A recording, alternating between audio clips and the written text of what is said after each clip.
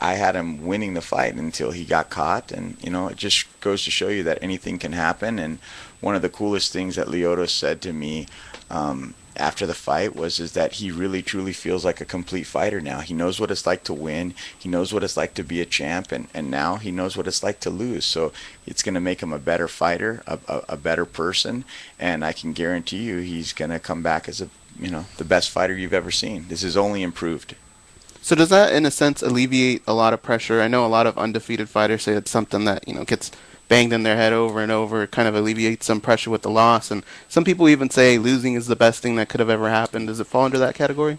Você se sente assim pouco aliviado porque você estava invicto e toda vez muitos lutadores que estão invictos sempre sentem que é mais pressão toda vez que você entra no... Com certeza, assim, hoje eu sinto mais aliviado, parece que eu tirei um peso da costa, né? Então, eu acho que eu posso lutar muito mais relaxado e conseguir soltar mais o jogo.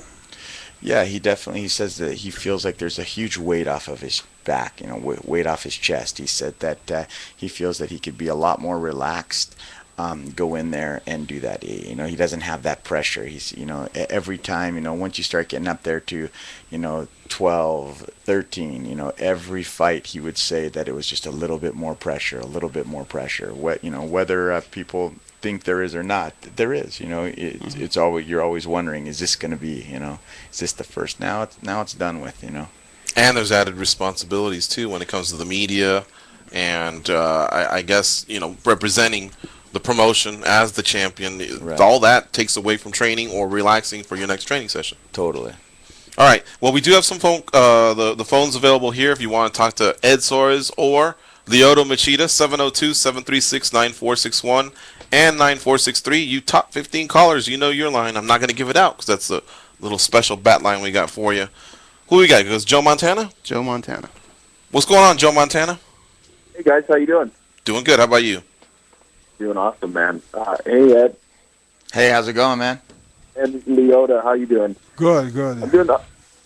I'm doing good, man. I'm a little starstruck here, but I had a few questions. That's all right. I'm here every day, man. You can talk to me. I just I can't get enough of you, man. I had a question for Lyoto, and then I also had a question for you, Ed.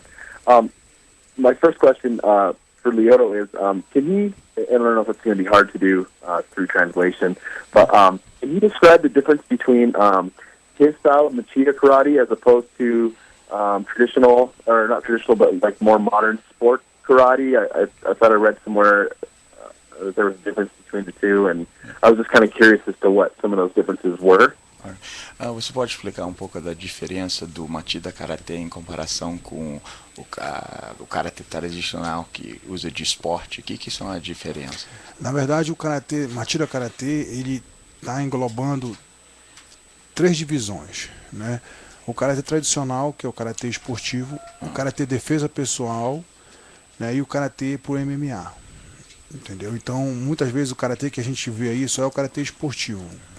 Então, o nosso Karatê está buscando esse outro lado também do Karatê.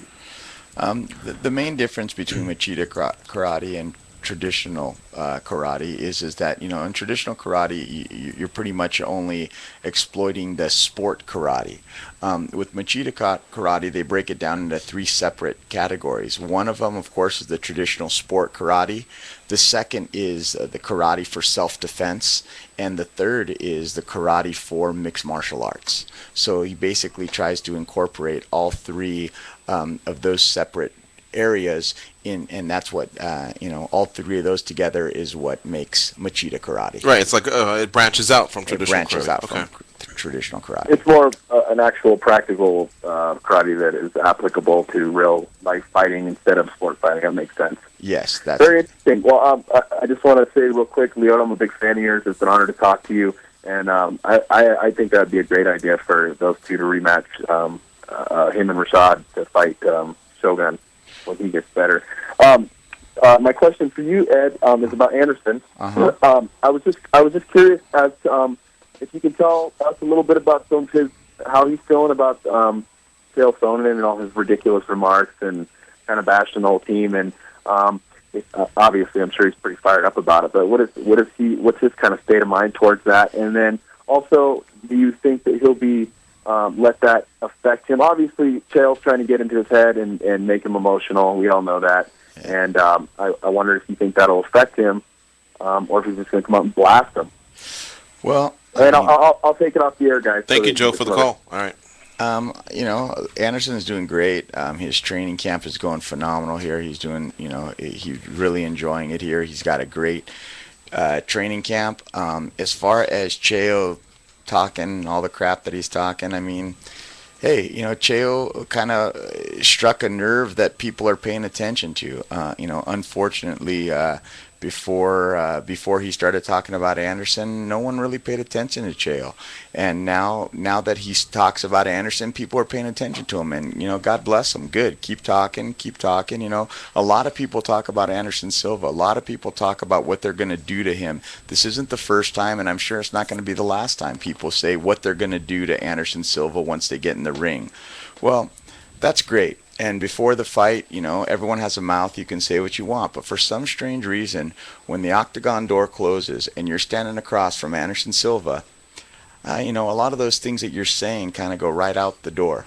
And, maybe Chael's got a different strategy or something different. But I think it's going to end up like the rest of the people who have talked about it. I mean, Chael says he's going to put him on his back. He's never fought a fighter like that. Well, maybe he hasn't fought an exact fighter like Chael, but he's fought some great wrestlers such as Dan Henderson, and he submitted him. And that's great and dandy, but the truth of the matter is I can guarantee you that Chael has never fought a guy like Anderson Silva. Never. Not even close. So, he could talk all he wants. Let's just keep promoting this fight. And on August 7th, we'll see who walks out with the belt. Okay, before you tap that line there, I just want to ask you one thing, Ed. Is there something about the team Black House, or have you ever had anything with Chael where not only is he attacking Anderson, but he's kind of coming after the whole team, the Nogueira brothers, even yourself? I think you've been part of some of his routine. To be honest with you, I actually like Chael. I mean, he's always been really cool, but he's taken this thing really personal, and that's okay. You know what I mean? Whatever he's got to do to get in his mind to motivate him to really want to fight Anderson. I mean, at the end of the day, he should ask himself when he stands up. He should wake up in the morning and go into his bathroom and look in the mirror and say, "Do I really, really believe that?" Because if you do, then congratulations. But I don't think he really believes what he's saying. I think he's just getting caught up, and he's convincing himself that this is what it's going to take for him to beat Anderson Silva. And hey, a fight's a fight. Anything can happen. And good luck to Chael. But I like Chael. He's not a bad guy. He's promoting the fight. If he's got to make this personal to get him motivated to fight, I want to see Chael. I want Chael to be the best Chael he's ever been. Because I know Anderson is going to be, and that way there's no excuses. You know what I mean? And may the best man win. Okay, let's proceed with the calls. Junkie Hotline. Hey, am I on? Yep. Hey, this is Copper Heart here calling from Connecticut. Oi, tudo bem? Ed e Lyoto também, tudo bem? Tudo bom? Tudo bem. Legal, ok. E El, não perguntar a El se tudo bem? Não, pra você não. Ghost? Okay, Ghost. Hey, tudo bem, Ghost? So, yeah, I guess I'll ask in English for the benefit of the radio audience. Firstly, can Lyoto quickly... Lyoto's my favorite fighter by far, so I just wanted to get that out of the way. O meu lutador favorito de todos. My question was about Antonio Inoki. Can he touch on how that association came about, and also, we saw Lyoto wear the native headdress when he fought Kengo Watanabe. So I'd like to know what he can share with us about the beginning of his MMA career. Se você pode explicar a associação que você teve com o Inoki e pode explicar, sabe? Primeiro, muito obrigado aí pelo apoio aí, obrigado por torcer por mim também. De nada. E, bem, a minha associação com o Inoki é que eu fui chamado para trabalhar no escritório do Inoki quando ele esteve no Brasil. Na verdade, ele me contratou. né? Ele estava procurando lutadores e tudo, e eu por ser filho de japonês e tudo isso facilitou. E aquele